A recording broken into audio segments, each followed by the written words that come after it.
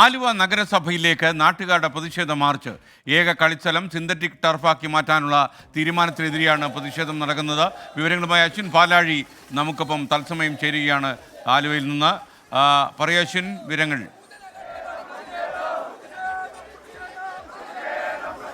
ആലുവയിലെ ഏക പൊതു കളിസ്ഥലമാണ് ആലുവ സബ് ജയിലിനോട് ചേർന്നുള്ള ഒരു ഗ്രൗണ്ട്. ആ ഗ്രൗണ്ടാണ് ഇപ്പോൾ ഫുട്ബോളിന് വേണ്ടി മാത്രമുള്ള ഒരു ടർഫാക്കി മാറ്റാൻ, സിന്തറ്റിക് ടർഫാക്കി മാറ്റാൻ ആലുവ മുനിസിപ്പാലിറ്റി തീരുമാനിച്ചിരിക്കുന്നത്. ആ തീരുമാനത്തിനെതിരെയാണ് നാട്ടുകാരുടെ പരസ്യ പ്രതിഷേധം ഉണ്ടായിരിക്കുന്നത്.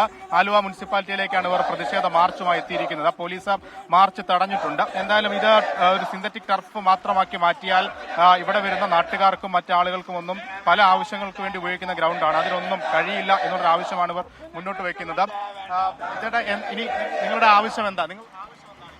ഞങ്ങൾക്ക് ഈ ടർഫ് ഇവിടെ നടത്താൻ ഞങ്ങൾ ഉദ്ദേശിക്കുന്നില്ല. കാരണം എന്താണെന്ന് വെച്ച് കഴിഞ്ഞാൽ ഇത് പൊതുവായിട്ടുള്ള മുനിസിപ്പാലിറ്റിയുടെ ഒരു ഗ്രൗണ്ടാണ്.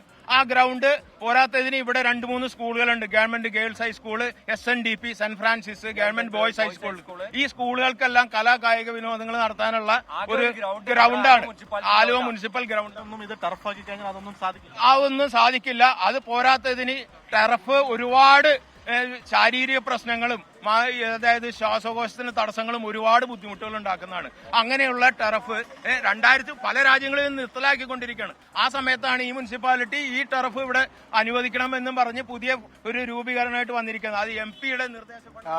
എന്തായാലും 1.5 കോടി രൂപയോളം ചെലവഴിച്ചാണ് ഈ ടർഫ് പുതുക്കാൻ, ടർഫാക്കി മാറ്റാനുള്ള തീരുമാനം നടക്കുന്നത്. അതേസമയം അത് സംരക്ഷിക്കാനുള്ള നീക്കമാണ് നടക്കുന്നതെന്നാണ് മുനിസിപ്പാലിറ്റിയുടെ അവകാശവാദം. വലിയ പ്രതിഷേധം നടക്കുകയാണ്. LDF ഇതുമായി ബന്ധപ്പെട്ട് ഹൈക്കോടതിയിലേക്ക് നീങ്ങിയിട്ടുണ്ട്. നാളെ കഴിഞ്ഞ അശ്വിൻ പാലാഴിയാണ് വിവരങ്ങൾ നൽകി.